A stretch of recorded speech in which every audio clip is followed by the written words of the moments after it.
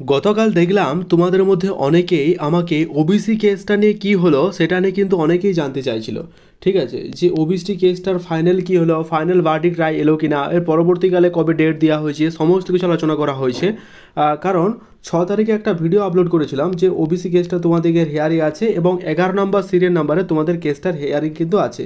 ঠিক আছে, সেই নিয়ে অনেক রকমের কোশ্চেন করছিল যে এর পরবর্তী কী হলো, স্যার কোনো কি আপডেট আছে স্যার, এটা নিয়ে অনেকেই জানতে চাইছিল। তো আলোচনা করবো আজকের এই ভিডিওর মাধ্যমে। কাজেই ভিডিওটা অত্যন্ত ইম্পর্টেন্ট, তা স্কিপ না করে শেষ পর্যন্ত দেখো, কথাগুলো মন দিয়ে শুনো, আশা করছি একটু হলে উপকার আসবে। ভিডিও শুরু করার প্রথমত এবার রিকোয়েস্ট, তোমরা ভিডিও একশো লাইক করো, চ্যানেল নতুন তাহলে সাবস্ক্রাইব করে দিও।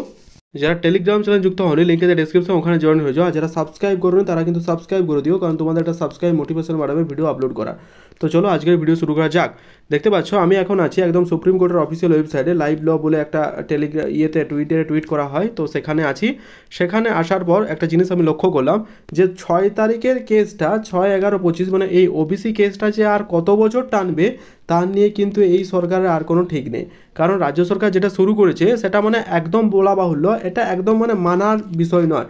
ঠিক আছে, এক তো ওবিসি এবং ইডাব্লিউএস দুটো নিয়ে এমন সমস্যার সৃষ্টি হয়েছে যা বলা বাহুল্য। এই সমস্যার কারণে অনেক ক্যান্ডিডেট কি রীতিমতো মানে হতবাক হয়ে গেছে। এখন তাদের কি করা দরকার, এই যে একটা রিজার্ভেশন যে এসসি এসটি ওবিসি যারা মানে কাস্ট, যারা এই মানে জেনারেল ক্যাটেগরি বিলং করে না তারা ইডাব্লিউএস পায়, কিন্তু এই ওবিসি কেসের জন্য পুরো ব্যাপারটা এত গোলমেলে হয়ে গেছে যার কারণে কোনো কিছুই হচ্ছে না। এবং আপকামিং পিএসসি যে নোটিফিকেশানগুলো সেটাও কিন্তু আসছে না। কেন আসছে না? ডিউ টু ওবিসি কেস কারণে বলা হচ্ছে। প্রত্যেকটা রিক্রুটমেন্ট সেশন কিন্তু দেরি করা হচ্ছে, তার একটাই কারণ দেখানো হচ্ছে, সেটা নাকি ওবিসি কেস। এই ওবিসি কেসের কারণে পুরো রিক্রুটমেন্ট স্টপ হয়ে গেছে। তো এখন কি করণীয় বা কী করা যায় সেটা নিয়ে, বা পরবর্তীকালে কি ডেট দেওয়া হয়েছে। দেখো এই ওবিসি কেসটির একটা খারাপ খবর, সেটা কিন্তু এটা 3 সপ্তাহ 3 উইক কিন্তু এটা মানে পেছিয়ে দেওয়া হয়েছে। মানে প্রধান যিনি বিচারপতি তিনি এটা শুনে এবং পরবর্তী ভ্যাকেন্সি সার্ভিসের পোস্ট 2012 অনুযায়ী ওবিসি ব্যাকওয়ার্ড ক্লাসের মধ্যে তিনি 3 সপ্তাহ এটা পেছিয়ে দেয়। একবার দেখে নাও। লাইভ লর একটা কমেন্টে দেখলাম যে পুট দ্য 4 উইকস, দেখো এটা 4 সপ্তাহ কিন্তু পিছিয়ে দেওয়া হয়। Clarify until the order is passed, the headquarter should not have be proceeding. ঠিক আছে, সুপ্রিম কোর্ট তোমাদের হাইকোর্ট যেটা, সেই প্রসিডিং অর্ডার না পিট করলে এটা কিন্তু 4 সপ্তাহ কিন্তু পিছিয়ে দেওয়া হয়। ঠিক আছে, এটা কিন্তু এমনটাই স্পষ্টত বলা হয়েছে।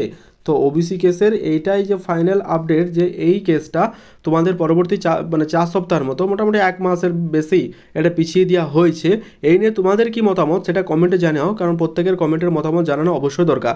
আপকামিং যে পুরনো রিক্রুটমেন্টগুলো ছিল সেটা পুরনো নিয়মে হওয়াই দরকার, যেটা পিএসসি ক্লার্কশিপ হোক, ডাব্লিউপি হোক বা যে হোক, কাস্ট নিয়ে যে সমস্যা সৃষ্টি হয়েছে ডিউরিং ফর্ম ফিল আপের সময় যে সার্টিফিকেট দিয়ে তোমরা ফর্ম ফিল আপ করেছে সেই সার্টিফিকেট থাকলে তোমরা নিশ্চিন্তে থেকো।